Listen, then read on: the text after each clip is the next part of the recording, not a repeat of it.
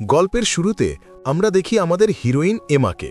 এমা হলো ক্লাসের সেই পারফেক্ট মেয়ে, দেখতে সুন্দরী, পড়ালেখায় ফাস্ট আর স্কুলের সব ছেলেদের ক্রাশ। অন্যদিকে আমাদের হিরো ডিন। ডিন হলো এমার ঠিক উল্টো, একটা লোন উলফ টাইপ, কারোর সাথে মেশে না। ডিনের মা এক কার অ্যাক্সিডেন্টে মারা গেছেন, তারপর থেকেই সে এমন একা একা থাকে। যাই হোক, স্কুল থেকে একটা বড় ট্রিপের আয়োজন করা হয় ত্রিনিদাদ আইল্যান্ডে। এমা তার বন্ধুদের সাথে হেব্বি এক্সাইটেড। ডিনের যাওয়ার কোনো ইচ্ছা ছিল না, কিন্তু তার বাবা তাকে জোর করেই পাঠিয়ে দেন। সবাই গিয়ে পৌঁছায় আইল্যান্ডে। সেই রাতেই এমার বন্ধুরা এক লোকাল বোটে পার্টি করার প্ল্যান করে। এমা প্রথমে যেতে রাজি ছিল না, কিন্তু তার ক্রাশ স্টিফেনও সেখানে থাকবে শুনে সে রাজি হয়ে যায়। পার্টিতে গিয়েই এমার মনটা ভেঙে যায়। সে দেখে স্টিফেন অন্য এক মেয়ের সাথে আপত্তিকর অবস্থায় আছে। ঠিক তখনই বোটে পুলিশ রেড দেয়। পুলিশ দেখে সবাই ছোটাছুটি শুরু করে। এই হট্টগোলের মধ্যে এমা পা পিছলে সোজা সাগরের পানিতে পড়ে যায়। ডিন পুরো ব্যাপারটা দেখতে পায়। সে আর এক মুহূর্ত দেরি না করে এমাকে বাঁচানোর জন্য পানিতে লাফ দেয়। ডিন এমাকে তুলে পাশের একটা ছোট ডিঙি বোটে তোলে, কিন্তু বড় বোটটা তখন পুলিশ ঘিরে ফেলেছে। ডিন ভাবে এখন ধরা পড়লে তার খবর আছে, তাই পুলিশি ঝামেলা এড়ানোর জন্য ডিন চট করে ছুরি দিয়ে সেই ডিঙি বোটের দড়িটা কেটে দেয়। কিন্তু কপালে ছিল অন্য কিছু। দড়ি কাটার সাথে সাথেই সাগরে শুরু হয় ভয়ঙ্কর সামুদ্রিক ঝড়। ছোট বোটটা সেই ঝড়ের মধ্যে খেলনার মতো দুলতে থাকে।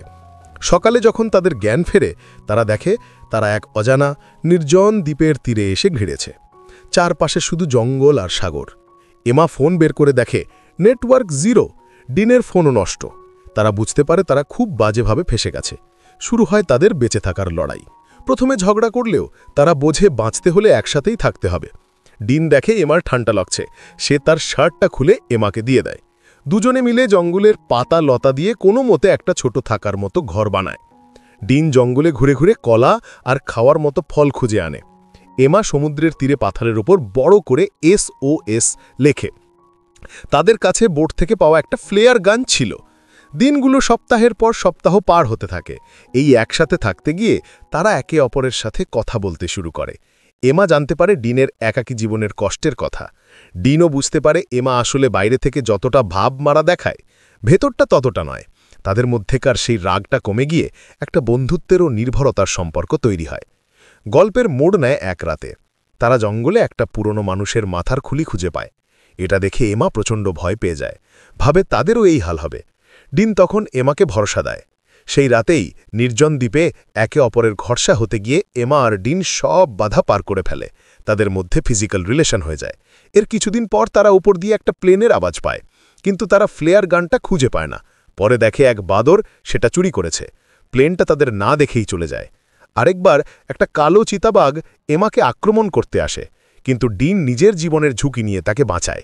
এই ঘটনা তাদের আরও কাছে নিয়ে আসে। এভাবে কেটে যায় প্রায় 3 মাস। তারা বাঁদরের থেকে ফ্লেয়ার গানটা উদ্ধার করে। একদিন একটা ট্যুরিস্ট হেলিকপ্টার দেখে এমা সেটা ফায়ার করে। ফাইনালি রেস্কিউ টিম এসে তাদের উদ্ধার করে। এয়ারপোর্টে তাদের বাবা মা, বন্ধুবান্ধব সবাই হাজির। কিন্তু বাড়ি ফেরার পর সব কিছু বদলে যায়। আইল্যান্ডে যারা একে অপরের সব কিছু ছিল, শহরে এসে তারা আবার আগের মতো অচেনা হয়ে যায়। এমা আবার তার সেই পপুলার বন্ধুদের সাথে মিশে যায়, কিন্তু ডিন সেই আগের মতোই একলা। এমার ফ্যামিলি পার্টি দেয়। ডিন সেখানে এলেও এমা তাকে এড়িয়ে চলতে থাকে। এই ব্যবহারে ডিন খুব কষ্ট পায়। গল্পের একদম শেষে স্কুলের প্রম পার্টি চলছে। এমা সেজেগুজে পার্টিতে গেছে, কিন্তু ডিন যায়নি। হঠাৎ বাইরে বৃষ্টি শুরু হয়। এমা জানালার বাইরে তাকিয়ে দেখে ডিন তার জন্য সেই বৃষ্টির মধ্যে একটা কোট পরে দাঁড়িয়ে আছে। এই দৃশ্যটা দেখে এমার আইল্যান্ডের সব কথা মনে পড়ে যায়। সেই ঝড়, সেই বৃষ্টি, সেই ভরসা। এমা বুঝতে পারে সে ডিনকেই ভালোবাসে। এমা সব বন্ধুবান্ধব ছেড়ে দৌড়ে ডিনের কাছে যায়, আর সেই বৃষ্টির মধ্যেই দুজন দুজনকে কিস করে। আর এইভাবেই এই অসমাপ্ত প্রেম কাহিনী সমাপ্ত হয়।